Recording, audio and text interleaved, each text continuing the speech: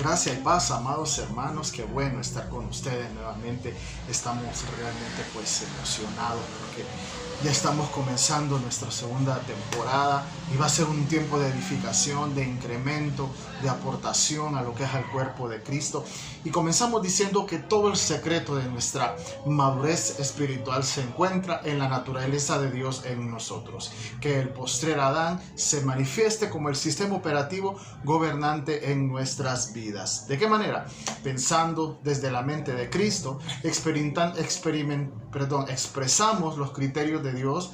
Nuestras emociones tienen que expresar una visión eterna de las experiencias de la vida y somos una demostración de la cultura del reino de Dios. Además de eso, tomamos decisiones que nos conectan con sucesos de verdadero valor en el propósito eterno de Dios. Y pues comenzamos diciéndole que vamos a tener un tiempo bastante edificante para el pueblo del Señor. Síganos, vamos a estar viendo lo que es la mente de Cristo, cambiando de pensamientos y algunos otros temas que más adelante los vamos a ir mencionando.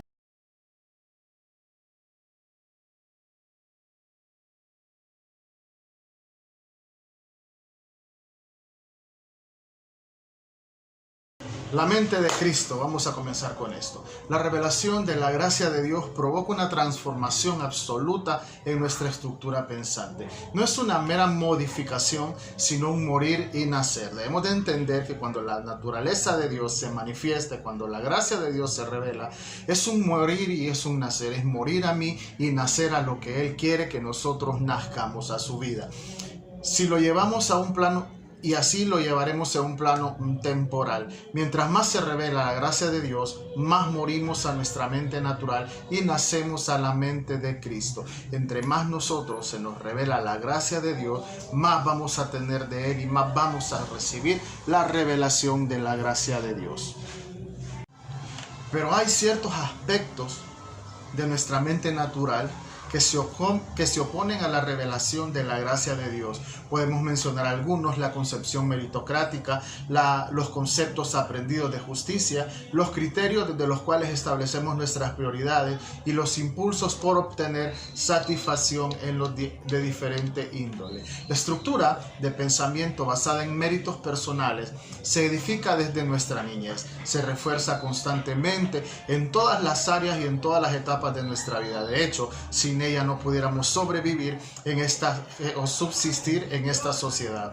La estructura de los méritos de la base de la vida es la base de la vida empresarial, es la base de la educación. Por ejemplo, nadie puede tener un título, ya sea educación media o superior, sin un esfuerzo correspondiente y sin la demostración de capacidades y aptitudes. Sin embargo, cuando nosotros nos acercamos a la presencia del Señor y la gracia de Dios se empieza a revelar, Pablo nos dice que Dios nos constituyó a cada uno de nosotros ministros competentes de un nuevo pacto. Esta constitución no se basó en mis méritos, sino que fue otorgada bajo los parámetros de la gracia.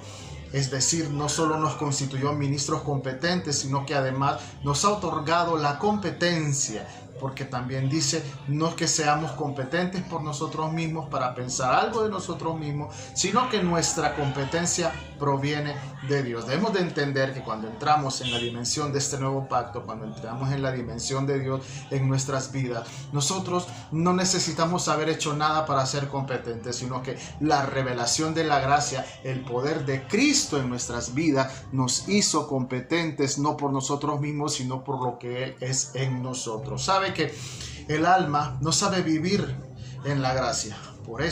Por esa razón es que debemos experimentar un cambio en nuestra mentalidad. Eso no sucede. Si eso no sucede, nuestro crecimiento espiritual se mirará detenido. Pablo decía que éramos enemigos de Dios en nuestras mentes. Pablo recalca muchas veces: reformaos en el espíritu de vuestro entendimiento. No os conforméis a este siglo, sino que transformaos por medio de la renovación de vuestro entendimiento. Tantas cosas que hace alusión Pablo acerca del entendimiento.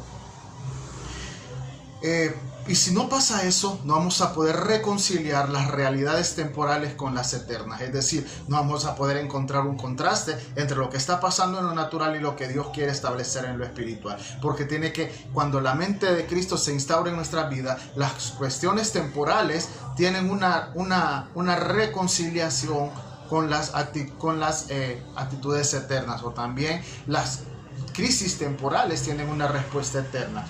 La mente de Cristo es el contenedor perfecto de una mentalidad espiritual.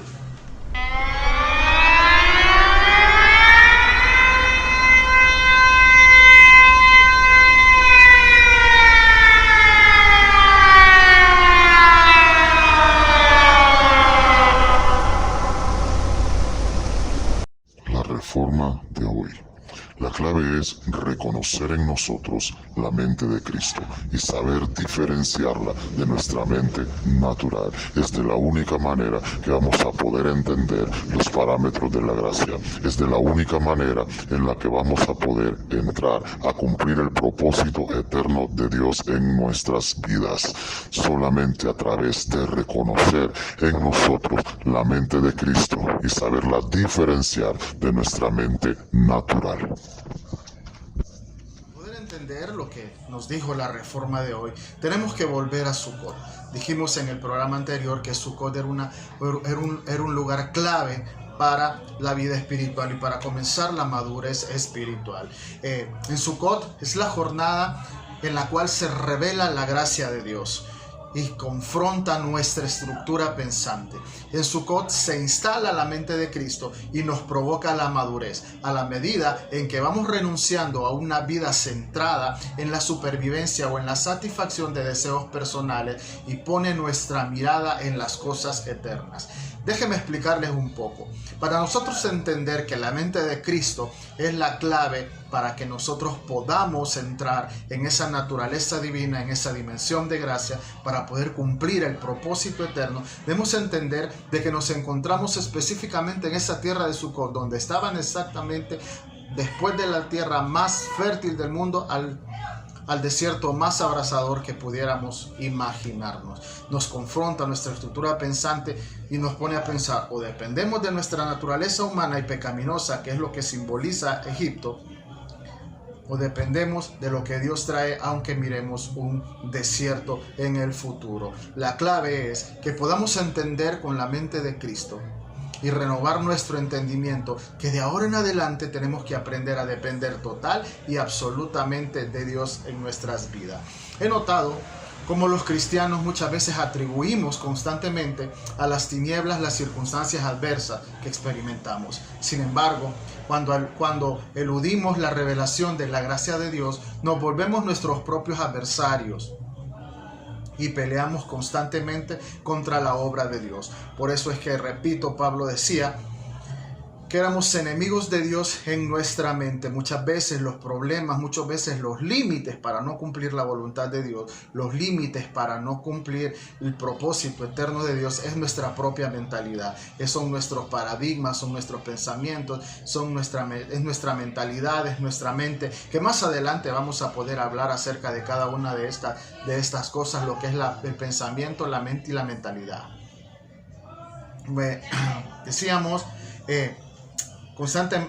peleamos constantemente contra la obra de Dios. Debemos entender que muchos de los procesos altamente productivos para nuestra vida espiritual no son agradables para nuestra alma. A nuestra alma no le gusta dar sin esperar nada a cambio, ni poner la otra mejilla cuando alguien nos golpea, mucho menos gozarse cuando alguien habla mal de cada uno de nosotros.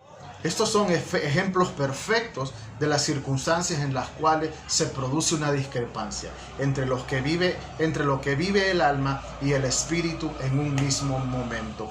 Gracias a cada uno de ustedes por estar con nosotros. Nos miramos en el próximo video.